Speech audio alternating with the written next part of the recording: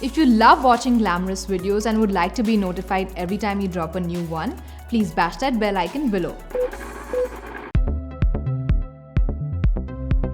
A lot of people have been diagnosed with PCOS in the last a year, 2 years? No, I think it's the last 5 years. 5 years? It's been increasing, but alarmingly in the last 5 years. Like I see 8 out of 10 women with PCOS. Right. So what would be the main cause of them being diagnosed with PCOS?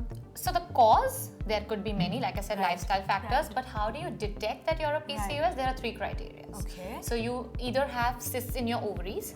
So when you do an ultrasound on your second or third day of your periods, the doctor tells you that you have cysts, which are actually not cysts, but they're these small follicles which have not developed fully because of the lack of female hormones and excess male hormones. Okay.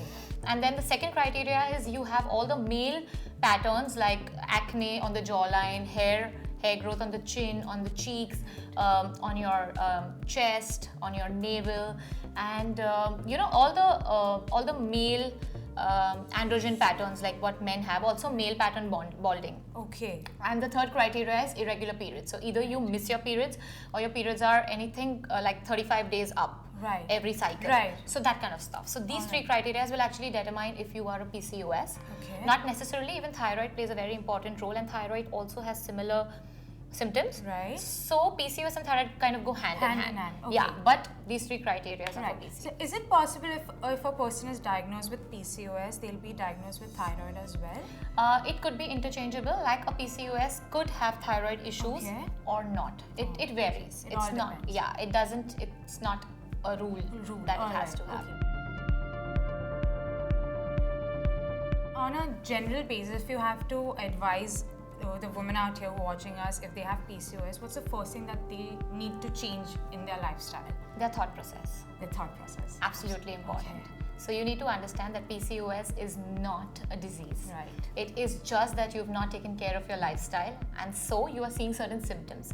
So a lot of PCOS women, they say like they're like, Neha, I'm like battling with PCOS, and it's made my living hell, because PCOS is a very, very confidence shattering kind of a disease, because when you as a woman having hair on your face is something that you just wouldn't want to do. I mean, you can't deal with it. You don't want to go out of the house, you don't want to meet friends. That's really sad. But you need to change your thinking that your body is actually giving you certain signals, and you need to listen to them instead of being so against your body and being so self-sabotaging and kind of being self-criticizing that, oh my god, look the way I look, and that's just not the way. Just change your thought process. Okay, this is the way it is, and now I need to do something for this. So that's the first step. Right. Convince yourself that it's not a disease, it's a sign, and you got to change something. What, according to you, is the most common mistake that they do once they're diagnosed with PCOS? Going on a pill. Going That's on the a pill. worst thing you can do to yourself. A pill is nothing but just an external hormone, a synthetic hormone, which shuts your reproductive system. And the bleed that when you bleed on a pill, it's a pill bleed. It's actually not a real bleed, because your hormones are not being produced. So the pill actually gives a signal to your body to shut your reproductive system, and it does the job, but actually you're not ovulating.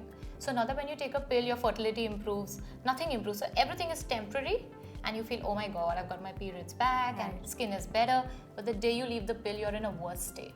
Okay. So it has a lot of side effects. That a lot of people do. So most of them. Most of them. Yeah. Okay. So what? So if they're doing it, if these women are doing it, what would you tell them to do? Stop the pill, and what else can they do? Change your lifestyle. So like when I deal with PCOS women, I have a 12-pager quiz, which we kind of ask them to fill, and we judge that what is the cause of their PCOS. So there are a lot of causes of PCOS, like it could be inflammation, insulin resistance, thyroid, it could be poor diet, it could be stress.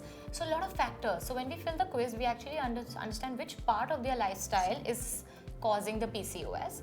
But everything is interchangeable. So a PCOS, and there are types. So everyone is not the highest PCOS. So there's type A, B, C, D. Right? So A is the highest, like all 3 criteria. Right, the ones that you mentioned. Exactly. B is 2 criteria, and C and D are like just beginning to get towards the type A. Okay. So when you judge then you actually understand that which part of their lifestyle needs to be corrected. Right. So if you're not going on a pill, I mean, you don't have to go on a pill first thing. Right. You first need to judge what your lifestyle is and where is it going wrong. Right. Correct that with supplements, with herbs and all of that, and then see what needs to be done. Natural ways to treat. Absolute natural ways. I've treated so many PCOS women, their periods have come back.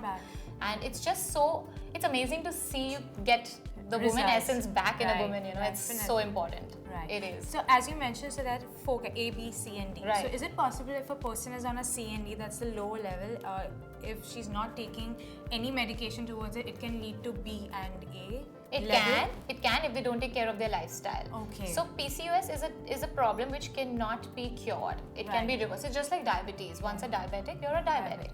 So once a PCOS, you have all the chances of being type A, but if you don't take care of your lifestyle. And in fact, if you take care of your lifestyle, from type A, you can actually come down to type C, D, and kind of then keep the symptoms really minimal without affecting your life. Wow. Yeah. All right. Thank you so much. Thank you, Jen. It was a pleasure having you here. Have a great day. I'm Jennifer Karai. Until next time, stay tuned and stay glamorous.